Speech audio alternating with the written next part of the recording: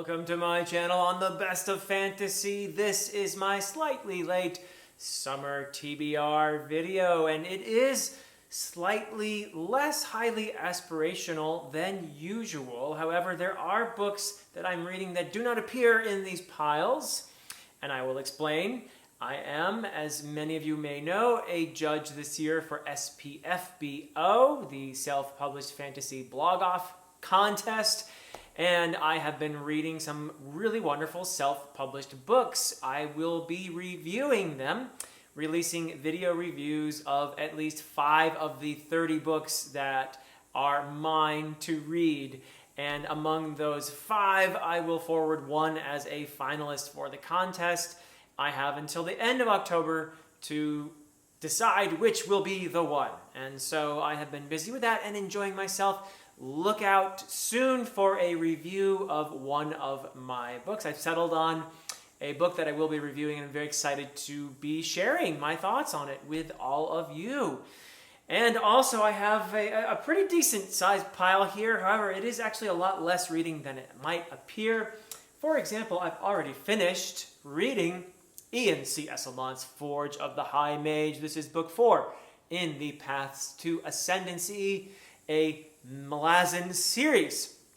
Actually, I had a really wonderful discussion with my nemesis, Professor Fireballs, on his channel, A Critical Dragon, so look out for that discussion in the next few weeks.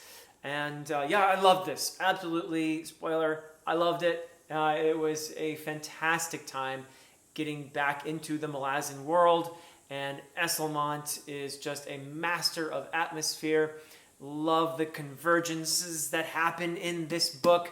Love the character reveals, the delving into the background of a character that you thought maybe you knew, but read some Esselmont and you realize, oh, okay, here's an aspect to this character that I had not considered before, and that will change the way, perhaps, you see the character in Malazan Book of the Fallen or in some of the other series. So this is something I just love about all the various Malazan series and how they interconnect and how they inform each other. Plus, it's just a really fun read. So yeah, I will be actually also, in addition to the discussion, which is filled with spoilers, although we begin with some non-spoiler discussion, but in addition to that, on AP's channel, I will have my very own spoiler-free review, dedicated review for Forge of the High Mage, so be on the lookout for that. And what else am I reading this summer? Well, I've actually already, so I am having a blast reading the manga Monster, and I am actually, even though Murphy Napier and I, and Patrick is joining us sometimes, but mostly it's Murphy and me, and we have actually talked about already quite a few of the volumes. We're releasing one of these discussions per week. So I am currently reading volume 7, and I think only 2 of the discussions have been released. This is the perfect edition, so volume 7 would correspond to volumes 13 and 14, I think, the way it is originally released. There are 2 volumes bound up in each of these volumes. Just to confuse everyone, though, they call it volume 1, 2, 3, all the way through 9. But I think there are 18 volumes originally. So anyway, I'm having fun reading Monster and discussing it with Murphy and also Patrick when he can come.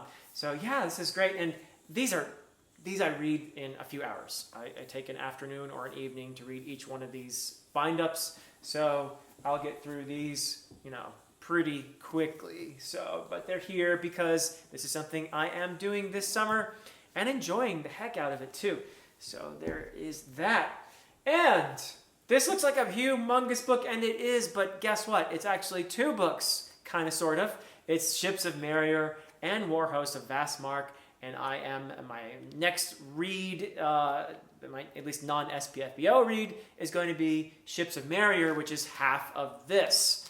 Just still a pretty significant book, considering, oh my goodness, this thing is long. But yeah, I'm so looking forward to getting back into Jenny Wirtz's world that she's created here in the Wars of Light and Shadow. I absolutely loved Curse of the Mistwraith, the first book in the series, and I'm looking forward very much to Ships of Merrier, which I will be discussing with Joanna and AP on Joanna's channel in mid-July, mid this month. So this is going to be great. I'm very much excited to continue in this really fantastic series. There's going to be so much to talk about in here. And we will continue every 2 months is the plan with another one. So we'll continue with Warhost of Vastmark, which is the second half of this book, in September. So yeah. And I'm also going to be reading Sandman, and I'm going to be discussing this with Varsha from Reading by the Rainy Mountain, and we're going to do the first eight of these in our initial discussion, and so that's not even this whole thing. I think the way I have this is there are going to be 4 of these books, and each of these has about 20 or so issues, and Varsha and I are going to start with issues 1 through 8. So that's how we're going to break up the discussions, and ooh, this looks like a real trip. I mean, I have really loved Neil Gaiman's American Gods and Ocean at the End of the Lane, and it just seemed like a shame that I've never read the series that he's probably most known for, which is Sandman, I think. But I'm very excited to be finally rectifying that. Yeah, we'll be going through that through the rest of the year, but starting in this summer. Also, I'm very much hoping to get in A Drowned Kingdom by P.L. Stewart. I am so excited to read this. P.L. is just a wonderful human being, a great person, a wonderful presence in our community. He has his own channel now, and of course, he is also part of the Page Chewing crew, along with Taylor and Steve. But yeah, he has his own channel now, in case you didn't know. Go and check that out. Yeah, he's got this wonderful series going.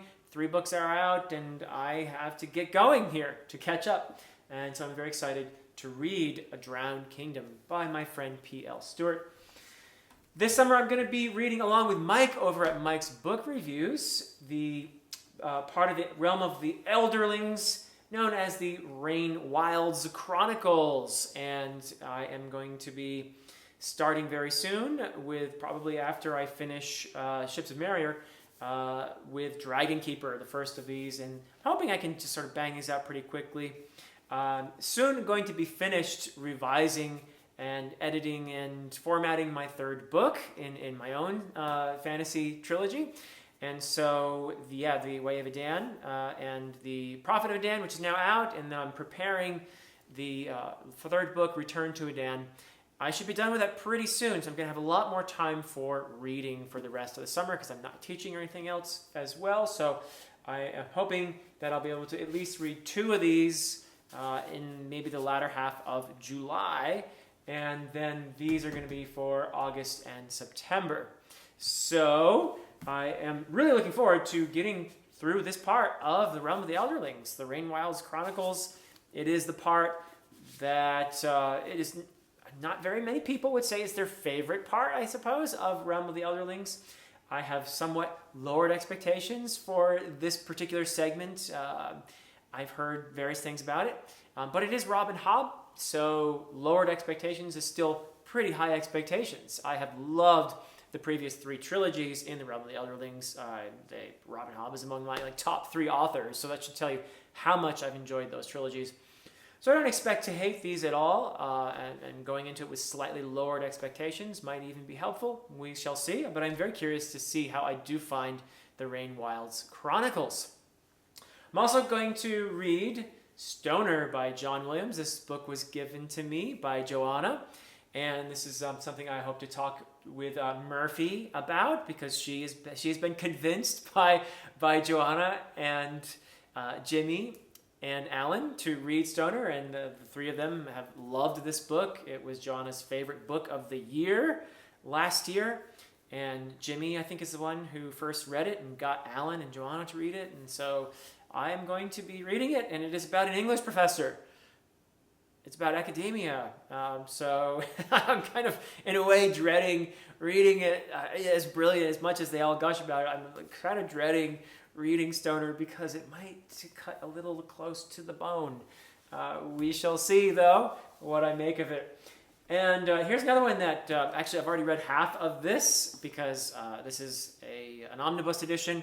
This is the second half of Book of the New Sun, which is divided into 4 books. So this has 2 books in it. I've already read the first half of this, as I said, which is Sword of the Lictor, and I'm going to be reading the second half. If I don't get to it in July, I'll get to it in probably August. But the second half of this is the last part of the Book of the New Sun, and that is the Citadel of the Otark, I believe. And then at some point, I probably will, before somebody tells me, oh, you have to read Earth of the New Sun, I probably will read that too at some point, but not in the summer. That'll probably be more in the fall if I get around to that. So, but I do want to read Earth of the New Sun too. So don't worry. And then I have one more book in the Books of Babel to read. This probably won't happen until September, but I am very excited to finish the Books of Babel. I've really enjoyed the first 3 books a lot. I've had discussions with them. The first one, Sandman was on my channel, and then we had the second discussion, Arm of the Sphinx, on Alan's channel, and fairly recently we had the discussion on the 3rd book, The Hod King, on Grace's channel. And joining us in that discussion is also Johan from Library of a Viking and Ben from Overly Average Ben. And the 4th discussion, I believe, is going to be on Ben's channel on the Fall of Babel. So I have loved Josiah Bancroft's writing.